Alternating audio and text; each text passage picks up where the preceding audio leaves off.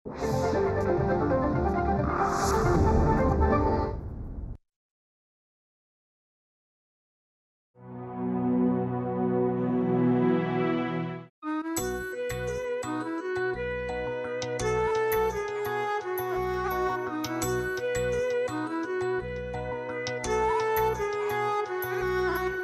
उन्हात तापलं, कधी अंधारी लोपलं, परी कधी ना थांबलं आभाळ आपलं आपलं,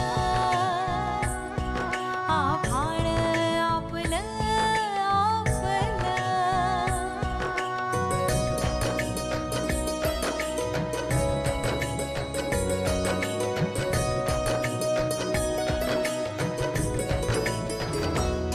बोलणारा बोलतो, चालणारा चालतो, वाट सरताही सरेना, किती अंतर आपलं, आभाळ आपलं आपलं,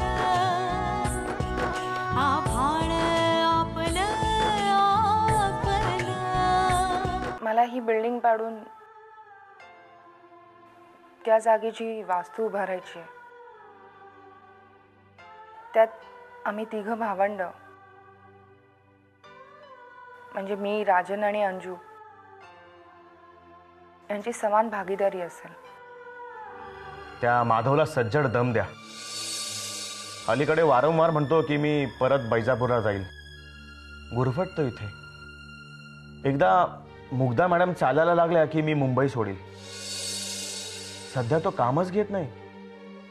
आणलेली कामं सुद्धा अटेंड करत नाही. त्याला तुम्ही जरा समजावा मॅडम.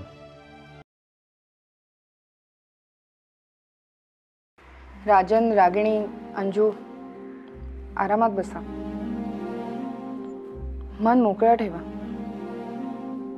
आणि लक्ष देऊन ऐका.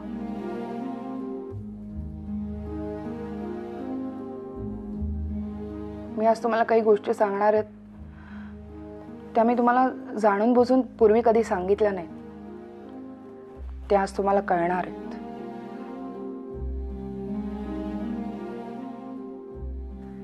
मी सुरुवात करते.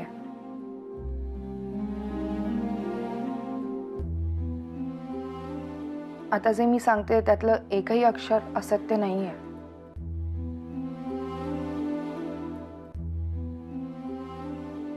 असं खोटं बोलण्याची गरजच नाहीये. मी एक एक टप्प्यावर थांबणार आहे. ज्यांना कुठल्या गोष्टीचं मला स्पष्टीकरण द्यायचंय, कुठल्या गोष्टीला पॉइंट आउट करायचंय, तर त्यांनी मला तिथेच थांबवावं.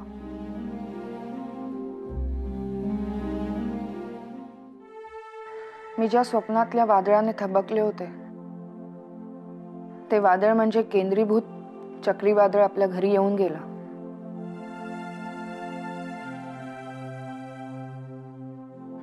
म्हणजे गेलेलं नाहीच. सांधी कोपऱ्यात सावजाची वाट पाहत टपून बसला.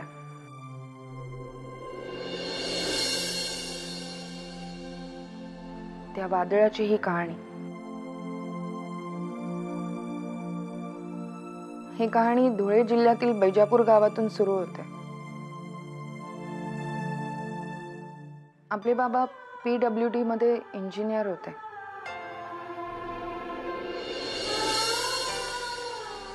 तिथल्या धरण बांधणीवर त्यांची नेमणूक झाली होती. त्यांना नोकरी चांगली होती. ते स्वभावाने सज्जन होते. त्यांना त्याच गावची पण जिल्ह्याच्या ठिकाणी कॉलेजात शिकणारी मुलगी सांगून आली होती. ती एक कलासप्त मुलगी होती. नृत्य आणि गायन शिकत होती. पाहण्याचा कार्यक्रम झाला. सारिका नापसंत करण्याचा प्रश्नच उद्भवत नव्हता.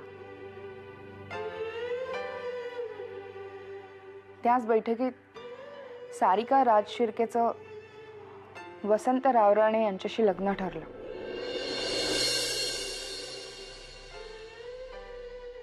पण गावच्या सरपंचानं बाबांना सांगितलं की सारिकाचं चालचलन ठीक नाहीये.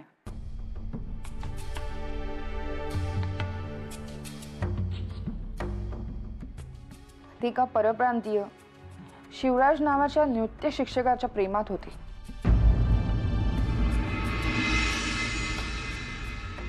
तो तिला कला देणार होता.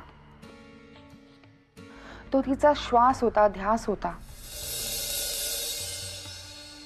ती त्याला पत्नीपद देणार होती.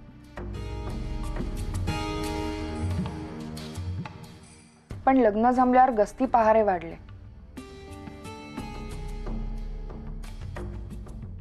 तिने येऊन चक्क बाबांनाच विनंती केली.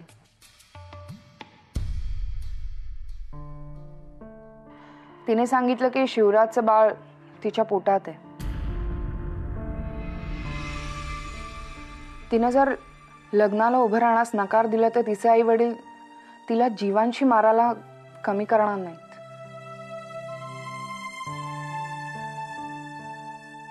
बाबांनी या तिला मदत करावी, तिचा आणि बाळाचा जीव वाचवावा.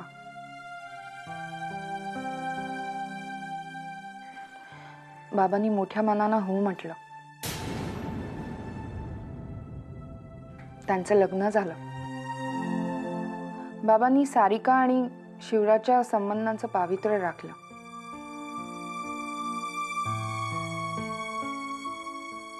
बाळ जन्माला घालून ती कलेच्या क्षेत्रात नाव मिळवण्यासाठी शिवराजकडे गेली.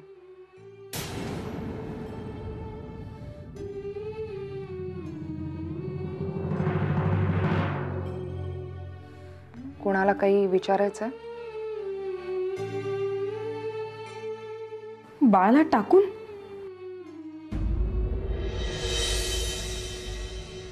हो,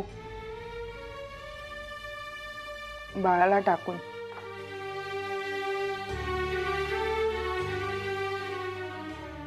मुलगा होता की मुलगी?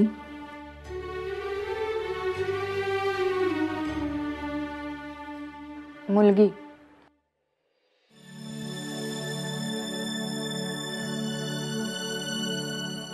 पुढे जाऊया का?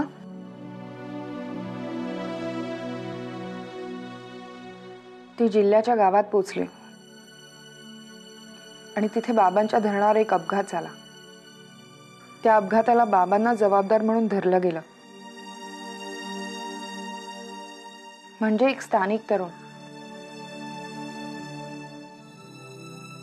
ज्याचं लग्न केवळ 4 दिवसांपूर्वी झालं होतं. काही प्रॉब्लेम झाला म्हणून बाबांनी त्याला बोलावून घेतलं आणि अपघातात तो मृत्युमुखी पडला.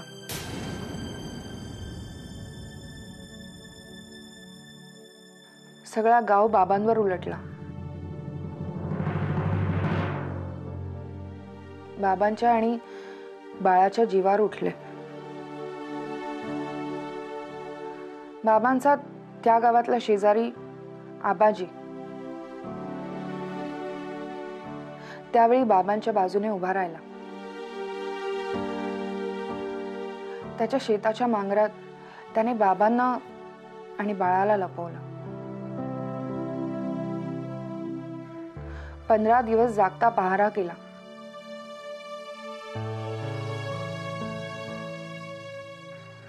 जेव खाऊ घातलं. गाव शांत होत होता. सारिकेने जिल्ह्याच्या गावाहून आबाजींना पैसे धाडले. निरोपही धाडला. आबाजींनी निरोपाप्रमाणे ते पैसे त्या तरुणाच्या घरी दिले.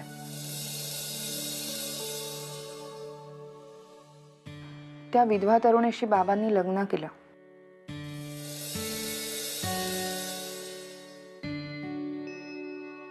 तेही घर निश्चिंत झालं. ते बाळ आणि नववधू घेऊन बाबा मुंबईला आले. कालांतराने बाबांना 2 बाळांची भेट मिळाली. इथेही सारिकानं तिच्या शिवराजची जागा घरासकट बाबांना दिली.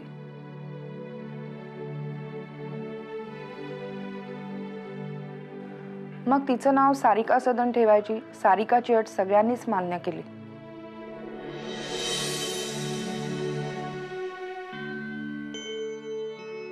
कारण तिने ती जागा तिच्या एकुलत्या एक वंशजासाठी म्हणजे तिच्या बाळासाठी दिली होती.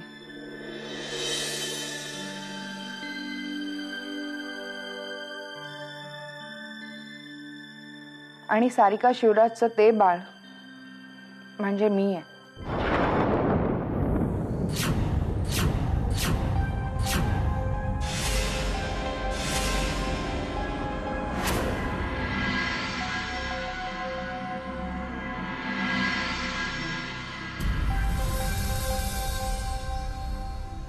आणि ह्या बंगल्यातील बाबा आणि आईची ती 2 बाळं म्हणजे राजन आणि अंजू आहे.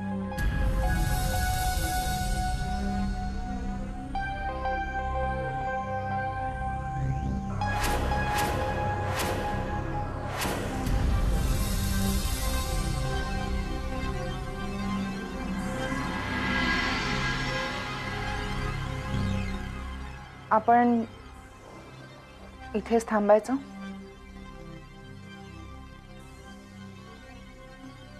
पण नाही दीदी,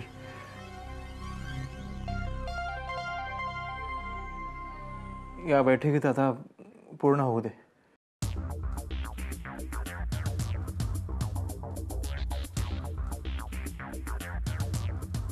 आम्ही तुझे सख्खे भावंड नाही होत हे तू आज सांगतेस.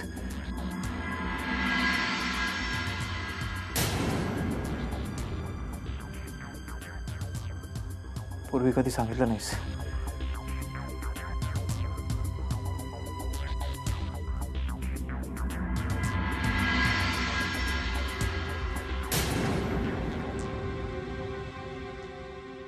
तसं जाणवून दिलं नाहीस, हे मान्य करायला हवं.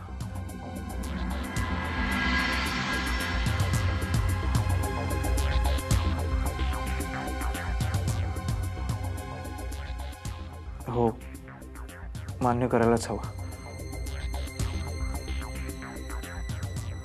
अंजू, रागिणी,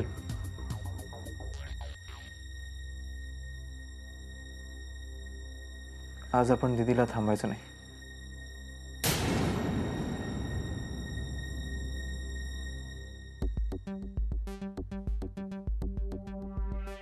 राजन, अंजली, जन्मकथा जरी वेगळ्या असल्या तरी आपली नाती कधीच बदललेली नाही.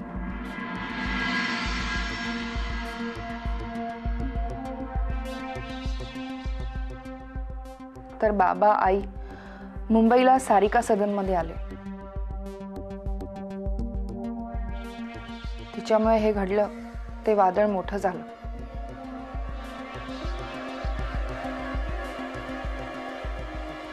ते तुफान देशात प्रसिद्धीस पावलं.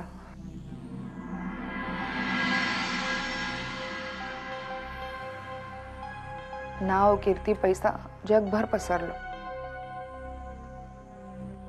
सारिका शिवराज एक मशहूर नृत्यांगना,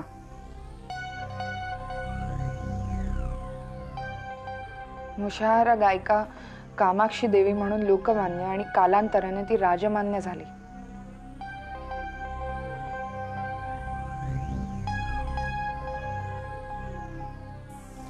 दोन वर्षापूर्वी तिला तिचा आवाज सोडून गेला.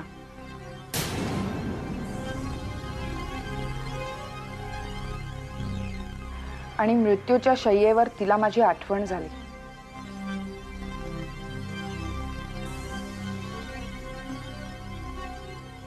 मला तिच्याविषयी प्रचंड तिरस्कार होता.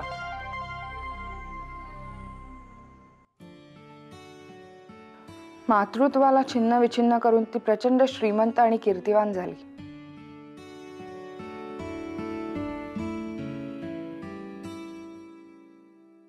त्याचा राग मला होता. ती गेले काही दिवस खूप आजारी होती. ती पुन्हा पुन्हा मला भेटण्यासाठी विनंती करायची. तिच्या ॲडव्होकेट मार्फत ती मला विनवायची. मी तिला परवा भेटले होते.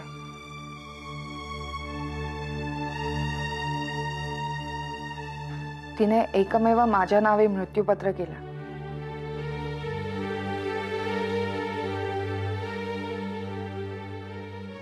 तिने अनेक कोटी रुपयांची मालमत्ता मृत्यूपत्राद्वारे माझ्या नावे केली आहे.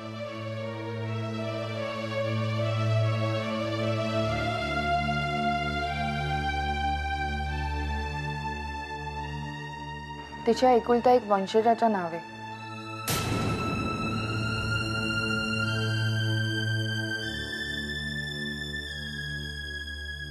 मात्र एक अट तिने घातली आहे.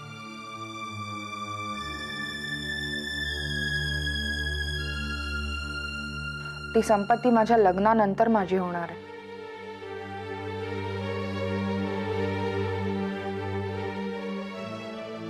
कोणाला काही स्पष्टीकरण?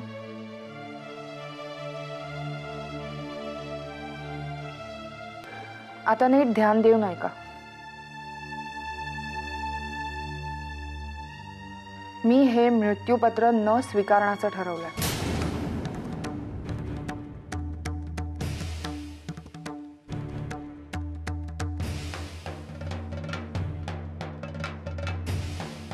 बस, माझं बोलून संपलंय. कुणाला काही शंका?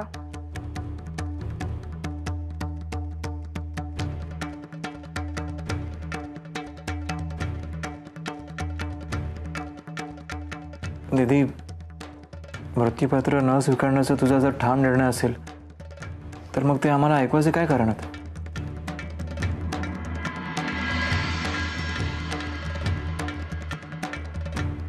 तुझा मुद्दा एकदम दुरुस्त आहे राजन.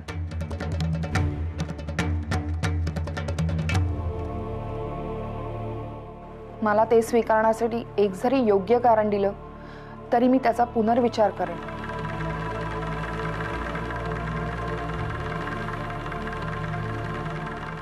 मला घाईने काहीही करायचं नाहीये.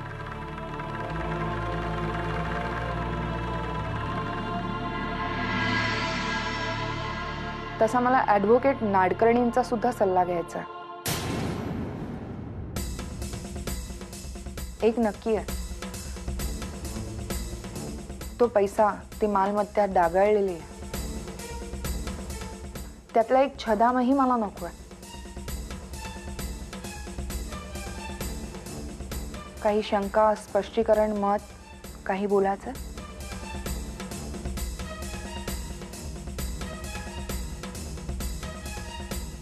तर मग हा भाग इथेच संपतोय असं समजूया.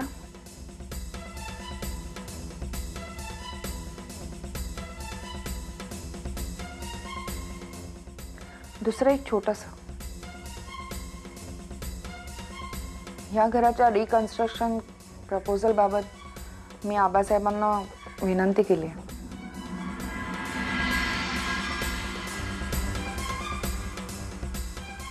ते तुम्हाला यातले काही महत्त्वाचे तपशील सांगतील.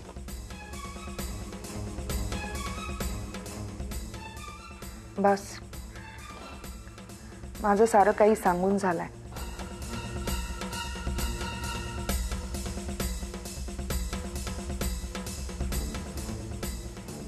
रागिणी, निघूया आपण. तू म्हणशील तसं. दीदी, येतो आम्ही. निघा. राजन, तुझ्या नोटिशीला ॲडव्होकेट उत्तर देतील. त्याची काय गरज आहे आता? पण काही सुचवायचं झालं तर फोन नक्की करा. चल रागिणी.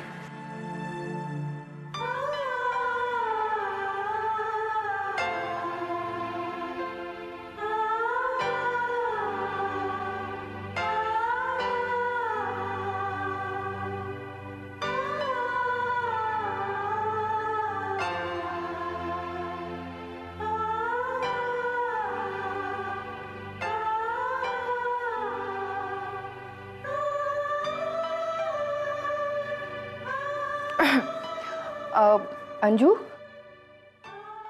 चल आपण बाहेर जाऊया जेवायला. अंजू,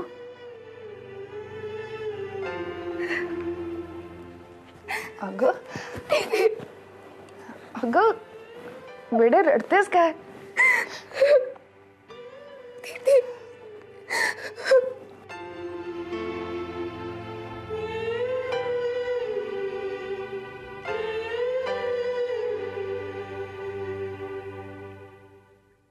एवढी गुपित कोणी कोणा स्वतःकडे कसं काय ठेवू शकतं?